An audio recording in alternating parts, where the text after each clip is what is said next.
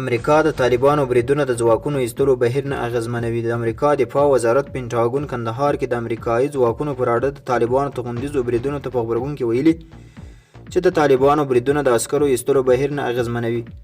دغه وزارت ویان جان کروبي ویلي د تیرې اونۍ په لومړیو کې د دوی پر اړه د طالبانو له لوري کوم بریدونه ترسره شول په هیڅ ډول د امریکایي ځواکونو د وتلو بهير نه اغېزمنوي.